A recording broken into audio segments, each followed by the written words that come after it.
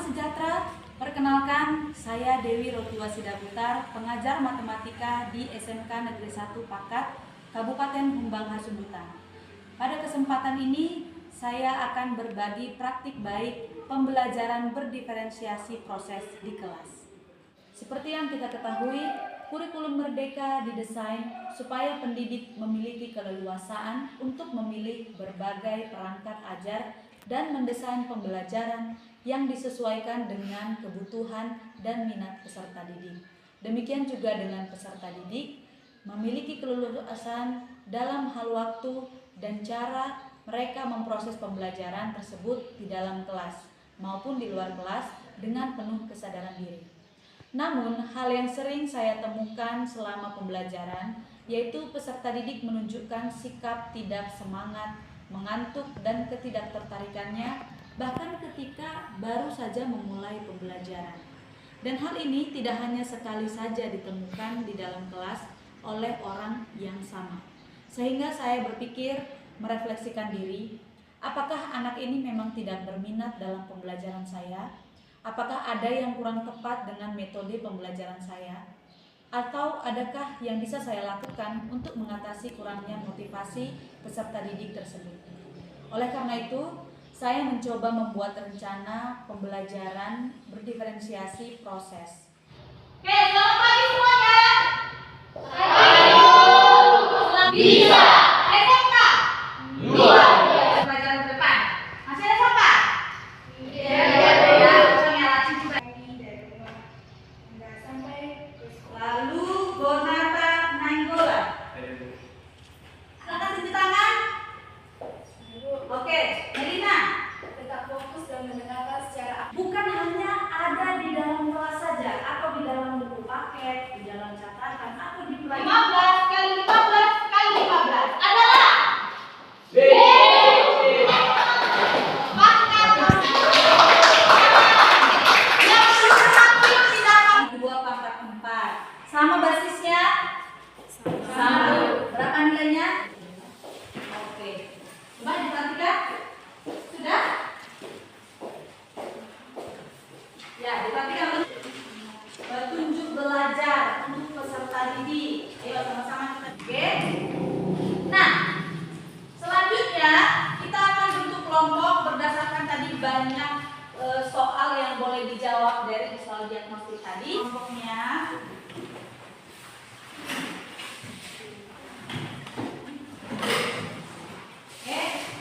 Ketika diberi tes awal, peserta didik ditemukan ada yang belum menguasai materi prasyarat untuk topik yang akan dipelajari, sehingga saya sebut sebagai kelompok yang belum siap. Ada yang sudah menguasai materi prasyarat sesuai topik yang akan dibahas, sehingga saya sebut sebagai kelompok siap. Dan juga saya temukan kelompok yang sudah menguasai topik, sehingga saya sebut sebagai kelompok menguasai. Ketiga kelompok tersebut saya pencar dan saya gabung dengan kelompok-kelompok yang lain. Sehingga dalam satu kelompok, anak tersebut terdapat kelompok yang belum siap, kelompok siap, dan kelompok yang menguasai.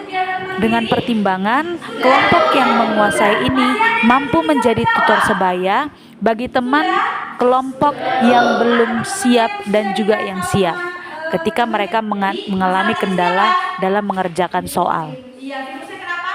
Menular. Iya, memang virusnya menular ya. Jadi ada orang yang terkena virus, masuk ke satu wilayah, baru dia menularkan virus itu. Baru yang tertular lagi, menularkan virusnya lagi. Nah, coba kembali lagi ke LKPD-nya di halaman berikutnya. Di situ ada kegiatan kelompok. Nah, ada langkah-langkah yang perlu kalian kerjakan.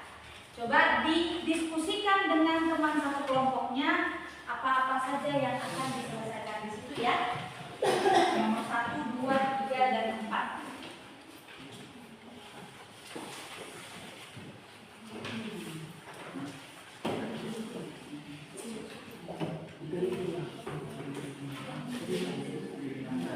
Ya, kalau mau diskusi aja ya, ditanya, nggak usah ditahan-tahan suaranya. Iya, didiskusikan, nggak apa-apa.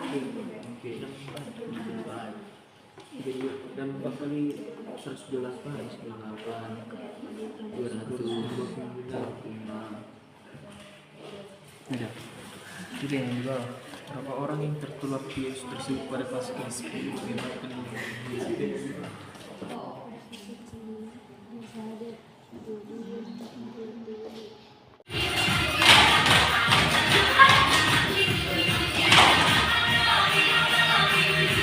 Ada 256 orang yang tertular. Jadi kita kalikan 256 dikali 2.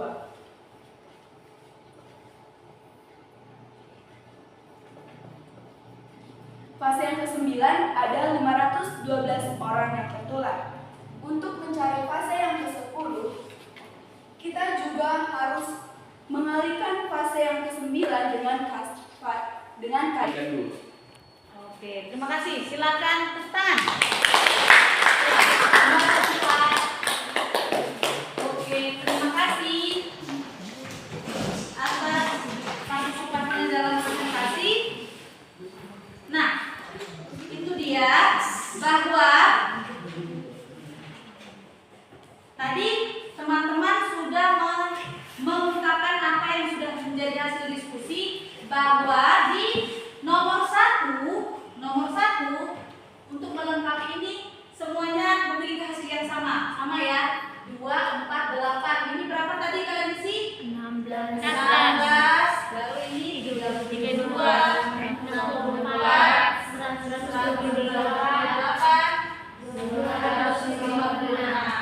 Nah, ini tadi dia.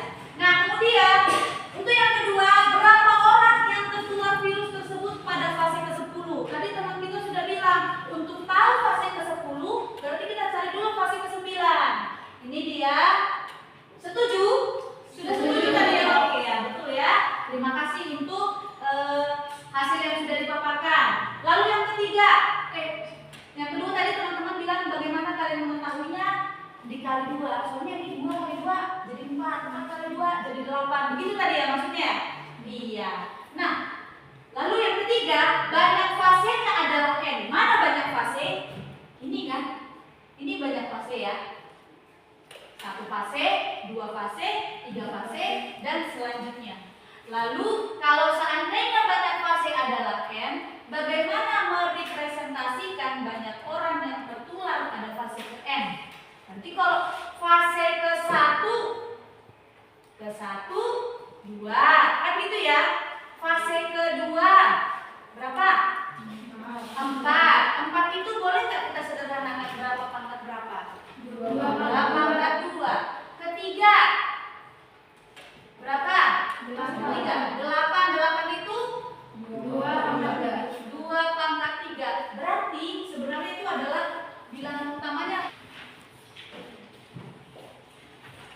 2, 3, 4. Sesuai dengan banyaknya botol berwarna kuning yang kita lakukan.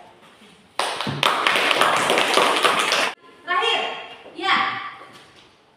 Apapun yang dipangkat dengan menghasilkan nilai 1.